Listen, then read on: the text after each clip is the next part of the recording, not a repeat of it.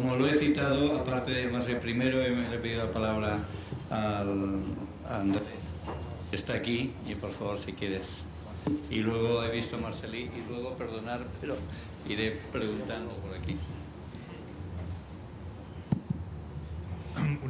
Yo tengo una primera cuestión para Ramón Guardans. Estoy aquí. Es relativa al tema de las señalizaciones que has comentado y a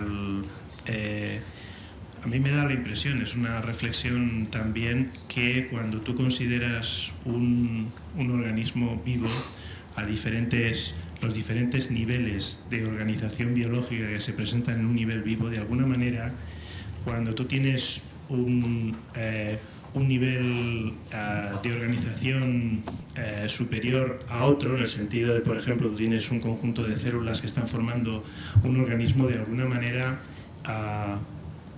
no sé si estarás de acuerdo con ello, la capacidad de estos elementos básicos que ellos tienen de ser más o menos independientes cuando están integrados en un conjunto superior más organizado, de alguna manera esa entidad que está por encima controla a las entidades que están por debajo. Esa capacidad que tienen ellas de ser más o menos libre, de alguna manera están controladas, iba a decir, o se podría decir tamponadas, ¿no? Están controladas. Esa libertad que pueden tener a niveles básicos, elementales, de alguna manera están controladas a un nivel superior. De otra manera no podrías tener esa entidad que llamamos organismo. Entonces, yo no veo que tu comentario a los biólogos, en el sentido de que seamos mecanicistas, valga o no valga. Yo tengo una perfecta explicación de cómo puede funcionar un organismo en términos, bueno, yo no diría mecanicistas, pero incluso la propia palabra mecanicista me parece incluso metafórica. Me da igual utilizar ese término que no utilizarlo. Yo tengo una explicación convincente para cómo se comportan los organismos cuando son complejos de entidades más elementales. No sé. A ver, brevemente, porque efectivamente podría dar para bastante más tertulia. Empezando por el principio, cuando tú dices, por ejemplo, eso, los individuos, y es que una de las cosas que básicamente estoy proponiendo es que se puede igual pensar que la biosfera son un conjunto de individuos, que pensar que son un conjunto de señales y unos individuos procesando esas señales. Y ese procesamiento está limitado por toda una serie de condiciones históricas y termodinámicas, y hay unos efectos de cascada, etc. Cuando tú dices que un organismo pasa a tener estructura a otro nivel, el subnivel ese sigue teniendo también su vidilla, es decir, y todos esos niveles actúan en paralelo, es decir, tienes comunicación desde las microescalas a las megaescalas y de las megaescalas a las microescalas, en los sistemas biológicos y en los sistemas culturales, es decir, están pasando las cosas al mismo tiempo. Entonces, en ese sentido es donde yo creo que no hay realmente una diferencia sí hay una diferencia entre lo que son procesos vivos y lo que son procesos inertes. En ese sentido sí. Toda la necesidad del individuo como pieza actuante central es lo que estoy yo bastante menos de acuerdo. Hay individuos a muchas escalas y es la resonancia entre todos esos distintos niveles de organización lo que hace. En cuanto a la analogía mecanicista, yo no digo que no pueda servir, lo que digo es que tiene unas consecuencias negativas en el sentido de que nos bloquea frente a toda una serie de procesos que cada vez parecen más importantes y que no son capturables con las analogías. Y la otra crítica que hacía a los biólogos, siendo biólogo, y es básicamente no tanto de mecanicismo, que también, sino de desorden total lógico, por razones, entre otras, históricas, de que los distintos campos, desde la microbiología a la biología, se han ido desarrollando de forma más o menos autónoma, hablando de los mismos procesos, pero tienes ejemplos muy claros de términos, por ejemplo, que Obum en zoología y en botánica quieren decir cosas distintas y se está hablando del mismo término y es incompatible, es decir, no tiene una estructura lógica muy sólida la biología por razones históricas y en particular el entusiasmo mecanicista pues es un inconveniente actual que se podría mejorar, pero el barullo lógico de la biología, eso es muy clásico, ha ido mejorando con los años, pero sigue siendo pues bien, unas cocinitas gloriosas y muy interesantes, pero que no tiene un rigor formal como puede tener una física o una química, no la tiene la biología y eso es una ventaja y un inconveniente. Yo sí, Marcelí primero, después allá, por favor. Es una pregunta para Lynn sobre la endosimbiosis, su teoría de la endosimbiosis aplicada a los organismos llamados superiores. Es decir, yo leo uno de sus libros y cita una babosa que se alimenta gracias a unas bacterias fotosintéticas. Desde el punto de vista evolutivo, ¿cómo podemos considerar este hecho en lo que serían los organismos superiores? Puesto que se ha hablado mucho de la... etcétera. Bueno, esta es la pregunta básica. Funciona, sí. Bueno, por superior me parece que usted quiere decir mamífero, ¿no? Animales y plantas, es decir, grandes. Bueno, ¿qué piensa, por ejemplo, de la vaca? ¿Es superior? ¿Suficiente para la respuesta? Nada es para la respuesta. Una vaca. Sí, claro. ¿Verdad? Pues una vaca es un buen ejemplo. No, es un buen ejemplo porque vacas y hasta los toros no pueden comen gráminas, ¿no? Y digieren, pensamos que digieren gráminas porque con gráminas pueden sobrevivir y sin este tipo de planta no pueden. La vaca es un tanque de fermentación de 120 litros sobre 4 pies, porque no pueden ni digerir nada sin una comunidad muy compleja. Pueden ingerir, esta es la palabra, pero no pueden digerir nada, porque tienen 4 estómagos, etc. Y tienen una comunidad de bacterias y ciliados y otros seres vivos, hasta levadura. Y es solamente la comunidad como una fábrica que pueden digerir. Y sus antepasados también comían plantas. Y es decir, no llegará ni al bisonte, ni elefante, ni vaca sin este simbiogénesis. Hay muchos otros ejemplares.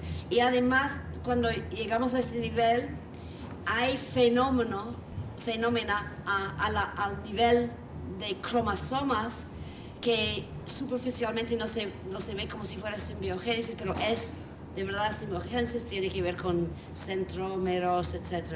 Entonces lo que quiero decir es fusión en fertilización o fusión en simbiogénesis es para mí la cosa más importante como motor de la evolución para cambios evolutivos buenos o de organización. Pero la gente como Dawkins, que lo siento mucho que ha puesto Dawkins allá arriba en la pantalla, dicen que casi todo cambios evolutivos son a través de mutación al azar de área. Bueno, yo creo en todo lo demás de darwinismo, pero en esto estaban equivocados y no se han dado cuenta que fusión, tengo un vídeo que no he tenido tiempo para pasar, pero en eso se ve una fusión, no de células de músculos con actina que ha mostrado John Hall, pero de cianobacterias con hongos y juntos forman, pero uno dentro del otro, y forman una cosa que se ve como si fuera una planta. Y digo que esto es el mecanismo más importante, es fusión al nivel de simbiogénesis, como vacas y ciliados y levaduras y bacterias, o fertilización, óvulos y espermatozoides. Y no hablamos de eso en la literatura de evolución. Entonces, no sé si me explico, pero eso es la idea. Bueno, allá al final y después Ángela, el último, por favor, sí. Sí, sí. Y después, ya he visto. Bueno, yo quería hacer un pequeño comentario, pero sí que me gustaría que los participantes en la mesa hicieran alguna opinión al respecto. Bueno, es acerca de la definición de vida, es lo siguiente. Yo creo que es un gran tema que es ineludible. Por lo siguiente, no sabemos lo que es la vida en cuanto a una definición rigurosa, pero evidentemente el hombre necesita de alguna manera algo parecido a una definición o a un concepto o a una noción de lo que es vida. Me refiero a vida en sentido biológico. El resultado de ello es que evidentemente hay ensayos de definición. Y yo pienso que esos ensayos de definición siempre tienen, vamos a decir, una carga paradigmática, en el sentido de una raíz sintética, de alguna manera que tiende a dar una noción dominante que de alguna manera acaba siendo aquello que se transmite, comunicación, me refiero a la sociedad, acerca de lo que es la vida. Ahí estaría, por ejemplo, el tema de que si mecanicismo, que si, vamos a decir, poiesis, no es lo mismo, ciertamente no es lo mismo, pero el trasfondo en cada una de estas definiciones es totalmente diferente. Es decir, si tenemos una definición fundamentalmente analítica y fundamentalmente, vamos a decir, de composición de elementos, el resultado final es una noción de vida que llega de vuelta a la sociedad totalmente distinta y organiza totalmente la mentalidad social de una manera diferente que si la idea dominante de lo que es la vida biológica es que es una autopoiesis, un fenómeno autoorganizativo sin un elemento exterior que organice, deus ex machina, porque entonces la resonancia social humana de lo que es vida en un caso o en el otro es completamente distinta. Quiero decir que la ciencia, aparte de su rigor, es responsable de lanzar metáforas que tienen una resonancia social y que condicionan la mentalidad colectiva de una manera muy importante. Entonces me parece que la definición de vida es clave, porque, por supuesto, no sabemos lo que es la vida, pero todo el mundo sabe, tiene una idea de lo que es la vida, y todo científico tiene una idea intuitiva, más o menos contrastada con la realidad de lo que es vida. Entonces el debate acerca de la definición de vida, yo creo que es ineludible, no podemos eludirlo, porque es la concepción del mundo fundamental que nosotros tenemos, según lo que pensamos que es la vida. Es decir, que hay una especie de retroalimentación del concepto científico y de la mentalidad de los individuos y de la sociedad. Entonces, no sé, al respecto yo creo que hay una responsabilidad de la ciencia, aunque creo que se está asumiendo, eso también lo pienso, ¿no?, acerca de ese concepto tan fundamental que trasciende la misma ciencia. Nada más. Julie, ¿quieres hacer un comentario? Aunque no es una pregunta, el comentario general. No, Julie. No es una pregunta. No, es una pregunta, un comentario.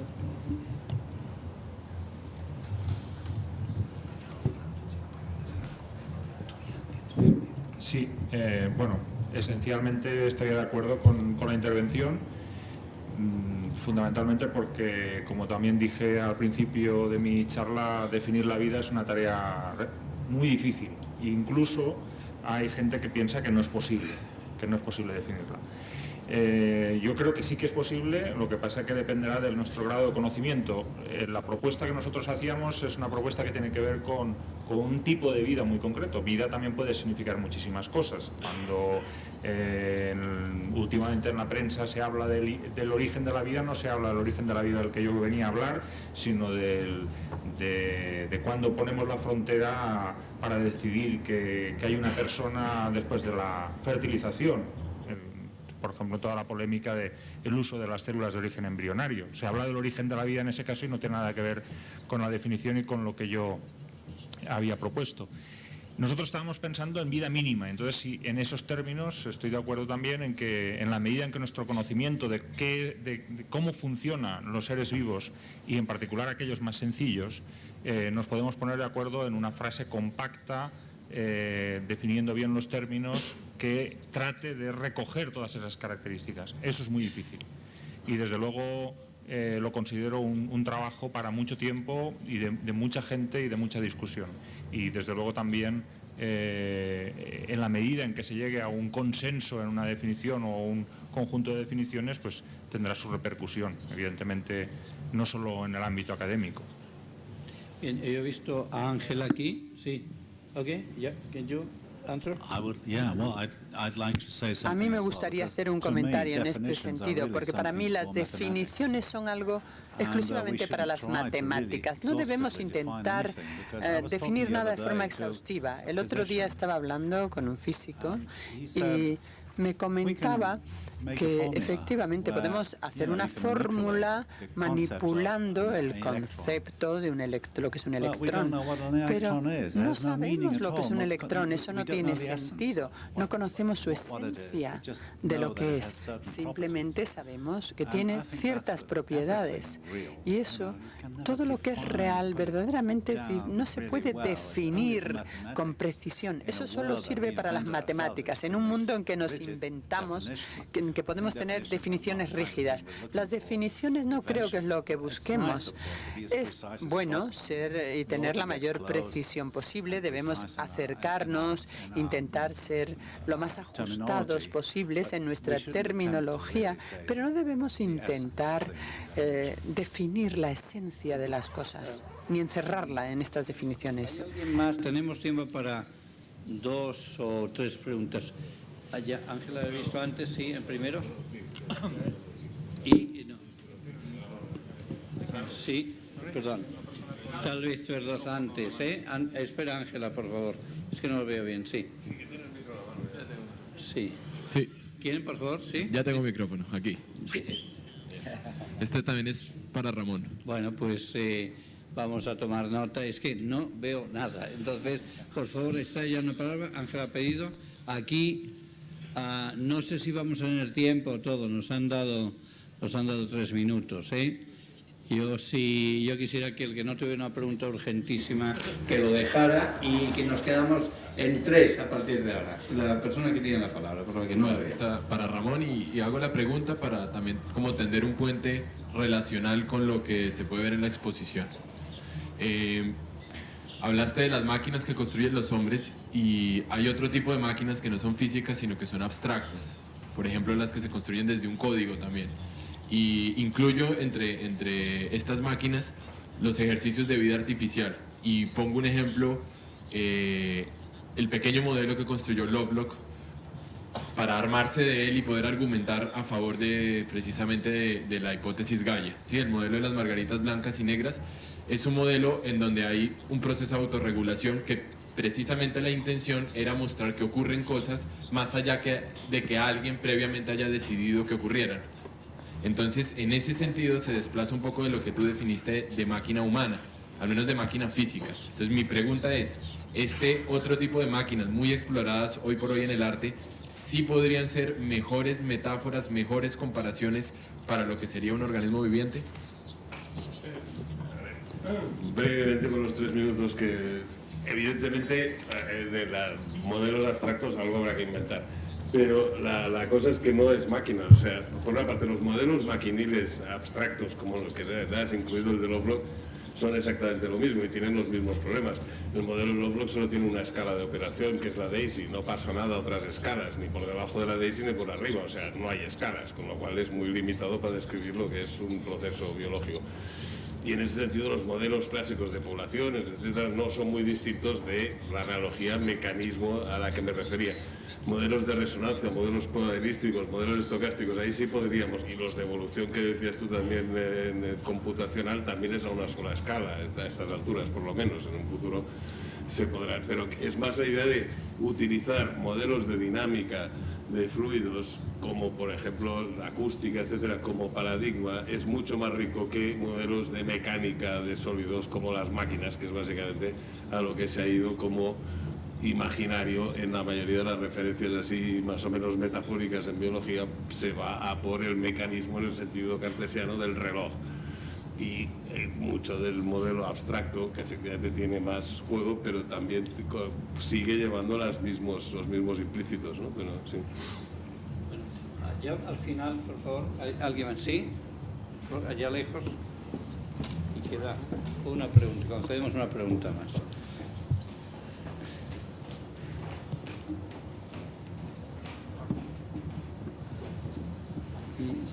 Maybe I should speak in English because it is a question for the Inglés porque es una pregunta para los expertos en Gaia y no sé si me entienden bien.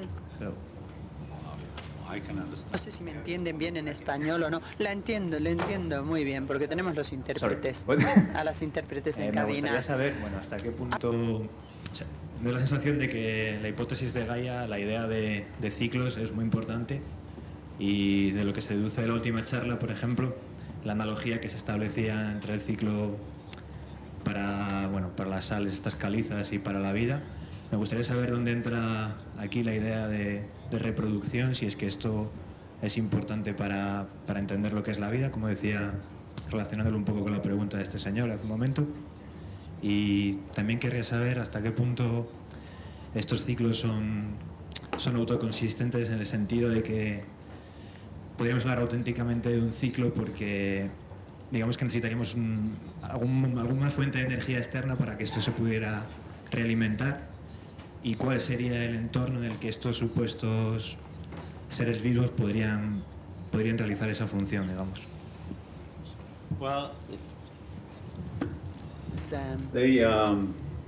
I answer in English. Sí, voy a contestar en inglés porque me es más sencillo, me es más fácil. Y es que, por lo que se refiere a la energía, hay dos fuentes de energía que alimentan a la Tierra. Una es energía interna, tectónica, y la actividad endogénica, lo que yo llamo actividad endogénica, que es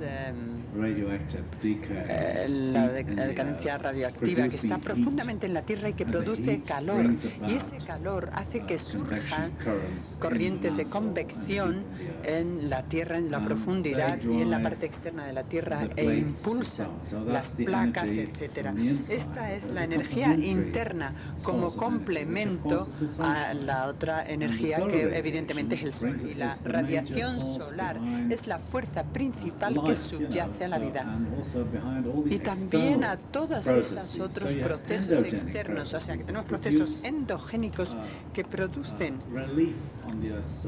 en la superficie de la Tierra una liberación, pero también están los exogénicos, es decir, los procesos externos, que es el clima, la acción del clima, el transporte, etcétera, la erosión y la sedimentación, etcétera, que son verdaderamente los que aplanan la superficie. Las fuerzas endogénicas se ven equilibradas por los procesos exogénicos, y creo que ese es precisamente lo que hace que haya y que lleve produciéndose muchísimo tiempo las placas tectónicas. Leí el otro día la tectónica de placas. Vemos las trazas primeras de estas estructuras 2.7 mil millones de años hace.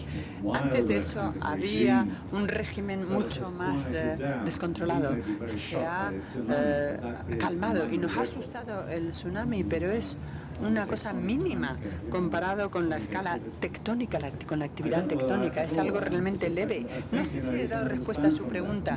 Sé que a través de estas fuentes de energía son las que hacen que las cosas continúen.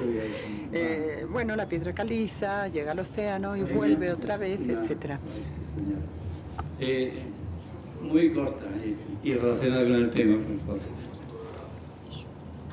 Tengo que rectificar. Profesor Peretó, en el origen de la vida de Marte se habla que hay un equipo de investigadores en Río Tinto, en Nerva, en Huelva.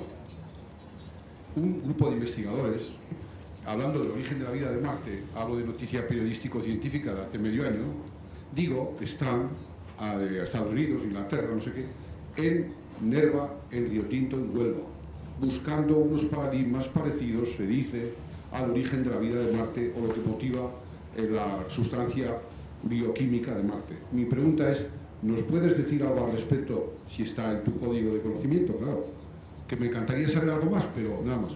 Medio segundo, Majo, medio segundo. Voy a ser más rápido todavía. Sí puedo confirmar que existen investigaciones, y de hecho un investigador principal de este trabajo es un profesor aquí en la Universidad Autónoma de Madrid, el profesor Ricardo Amils, en los que están utilizando todo el funcionamiento de la biota de Río Tinto y el comportamiento de ese ecosistema microbiano tan fantástico como modelo de lo que podría ser unas condiciones de un planeta primitivo en el caso de Marte. Pero hasta aquí es lo que puedo decir y confirmar. Y hay bastantes publicaciones al respecto.